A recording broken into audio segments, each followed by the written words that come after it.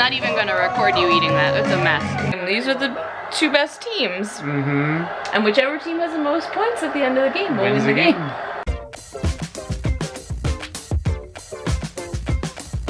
Hey guys, so today is actually Super Bowl Sunday. I don't know if I'm allowed to say that. It is a trademarked name. It's the big game. But I thought that I would show you all the food that we're having today. And then if our guys happen to win, I will have documented that too.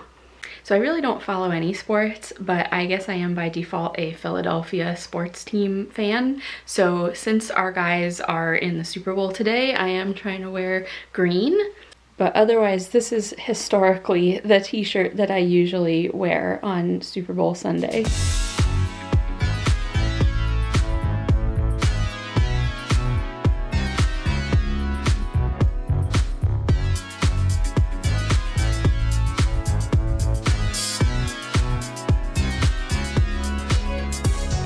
Alright, hopefully you can hear me. The music is very loud in here, but we are at a new bagel shop.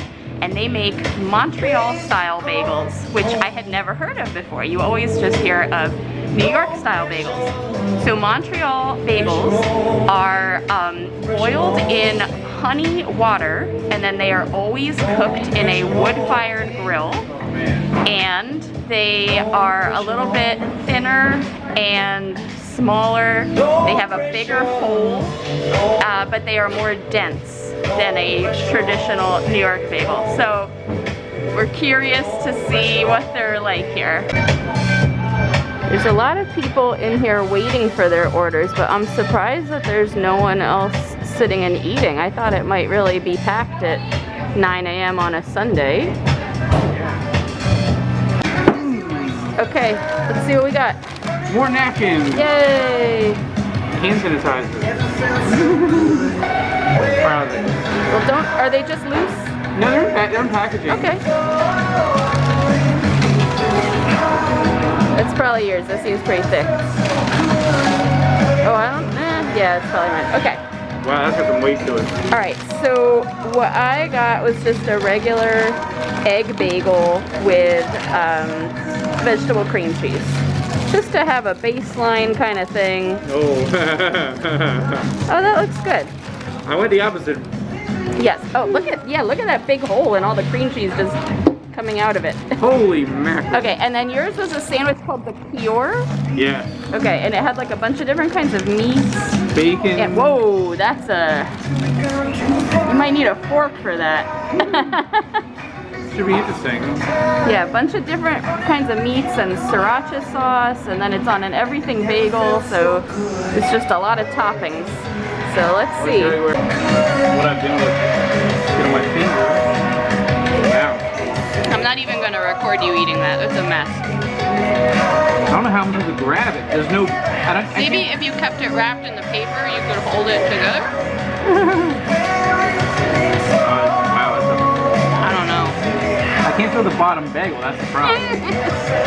Oh yeah, it's not. Look at this. It's not cut. Oh. So this is all loose. Alright, well hang on. Okay, so we were just saying the bagels themselves are good. Maybe mine has like a little sweetness to it, but neither of us can taste any wood-fired grillness. Alright, and then we're filming you now because this is gonna be your neatest bites before you tackle this pile of meat. But yeah, it's kind of a sloppy sandwich, this one. So what we heard about Montreal bagels, they are a little bit denser than a New York style bagel. So I thought that might mean that it would be like harder and chewier to eat, but they're actually very soft. And so because they're a little thinner and softer, they're actually really good for a sandwich. I was just saying there used to be a bagel shop near, well this was like 30 years ago, but there was a bagel place near us. That was the first place I ever heard of having a sandwich on a bagel, and they were just impossible to eat because they were so thick and hard and crunchy and crusty. So these bagels actually lend themselves a lot better to sandwiches. Look, you defeated it. I'm the heck of a sandwich. Any words of accomplishment? Now that's a bagel sandwich. Yeah. That's what I'm talking about. Okay, so I think it's time for me to start making my Super Bowl dip. We call it this because a friend of mine made it for the Super Bowl like 20 years ago almost. And ever since then, I have made the same dip every year pretty much just for the Super Bowl. I think there was only one time that I ever made it for some other time, not for Super Bowl Sunday. So it's really just a layered taco kind of dip. You can obviously put whatever layers you want. For example, neither of us is eating tomatoes, so like you could put a layer of chopped up tomatoes or a layer of salsa. I'm not gonna do that. I'll show you the layers that we're putting together. So the bottom layer is going to be refried beans.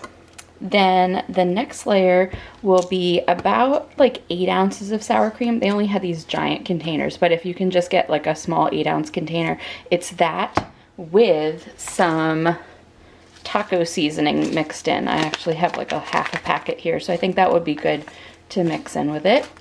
Then the next layer is going to be the shredded taco blend cheese.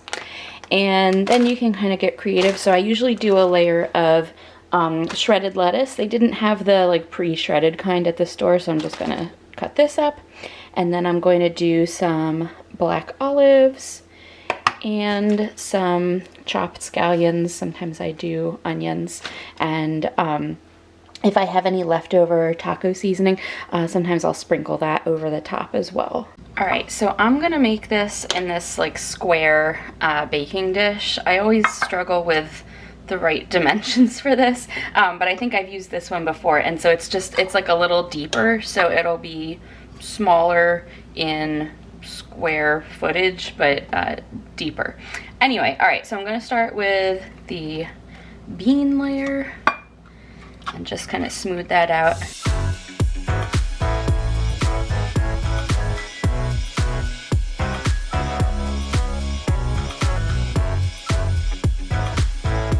Okay, so that seems like a pretty even depth throughout. So then I'm going to do our sour cream layer.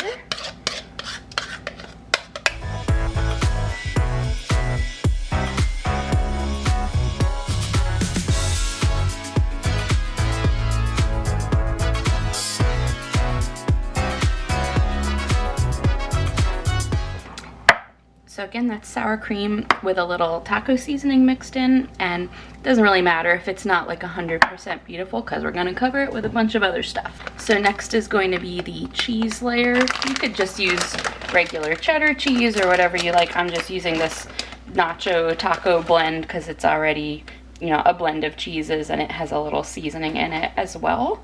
And since I like cheese, I'm gonna make this a nice generous layer. And since you're putting this on with your hands, it's also maybe a little easier to like make sure that it, you know, gets evenly distributed, and you at this point could kind of cover any imperfections or anything. And then, like I said, the rest is kind of up to you. So at this point, I'm gonna add a little bit of this lettuce that I cut up. I did wash it, and I made sure that it's nice and dry because I don't want my dip to get wet. And that kind of just happens anyway because lettuce is like a wet vegetable. Like if you leave this in the fridge overnight or something, it is gonna just get a little damp between the beans and the lettuce on it. So I don't want to use like a ton of lettuce, and I want to make sure it's nice and dry. And then I'm going to add my scallions.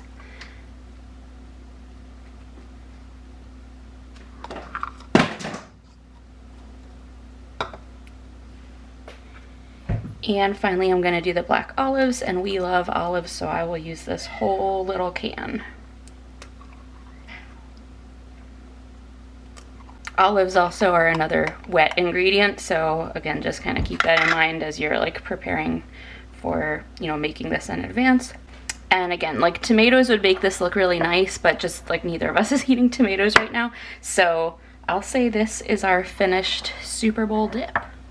Okay, the pre-game show has started, so I'm gonna put together the rest of our food. So we were talking about chicken wings. So I got these frozen buffalo wings that I'm gonna cook in the air fryer.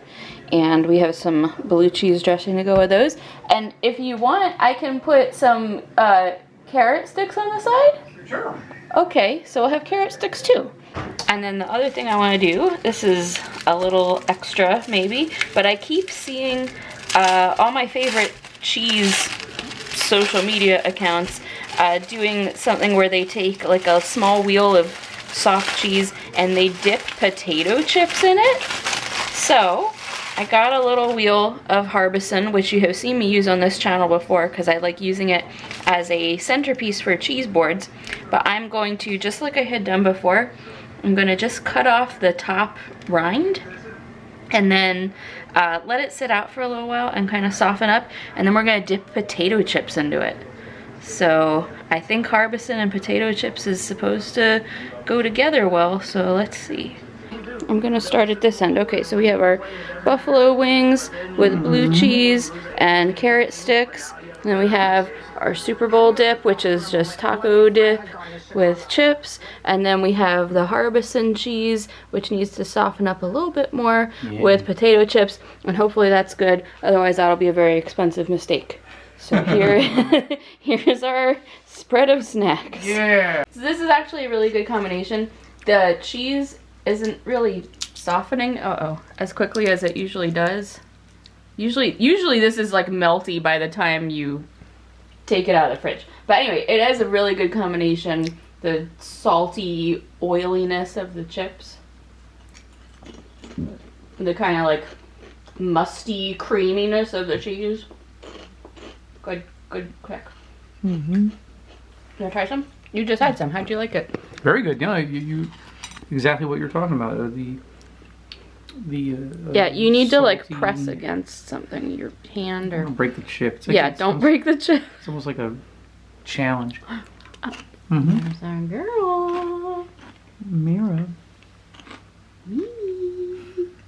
What are you doing? Okay, we're doing a little mid-game check-in. No, it's okay. How far into the... We're in the second quarter? This is the second quarter, yeah. Tell us about some of the good football things that happened. Oh, well, they hit the field goal post. That was amazing. And then the Eagles immediately get a touchdown right after that. That was cool. Commercial-wise, the Ben Affleck one was pretty good. Yeah, I like the Will Ferrell one. Will Ferrell one was very good. Yeah. Very well produced. Yeah. It's big budget on that one. It's like $1 bazillion just to get the time. 30 seconds, a minute. All right, we'll check in later. Damn, it takes like 2 guys to take any of these guys down. It's going to be a 3rd down and long. Yeah, pretty creative play there. You'll see Goddard had a tough time kind of holding on to this one. Over the middle, has his man, is caught by Smith. Okay, it's the 4th quarter and our guys are winning by a little bit. A little bit. Any other good football moves that have happened that you want to recap? I'm not the one to... I don't understand football, so... Good things have happened. I'm only here for the commercials. Flag. Any other good commercials you want to mention? Well, I was hoping to see more of the Planters roast. Oh, you have to scan a QR code. Yeah, there's been a couple with QR codes. I'm not scanning some code off the TV now. Oh man, that guy. Yeah, I figure we should record, so there's like 10 seconds left in the game, and probably the other guys are trying to run down the clock, and then they have run down the clock, and then do one last field goal, and then they're tied right now. It's a tied game. And then the Eagles will have literally like 8 seconds to do something. So like that's pretty rude of them. Yes, but no, the Eagles. The defense messed up 2 or 3 times, and just those little mistakes is all it takes. The fact that it got tied up like this so late in the game. They've really been like toe-to-toe. Yeah, like 1-to-1. Toe-to-toe. Yeah. All night. But as they kept saying in the beginning of the game, these are the 2 best teams. Mm-hmm. And whichever team has the most points at the end of the game will win the game. Mm-hmm.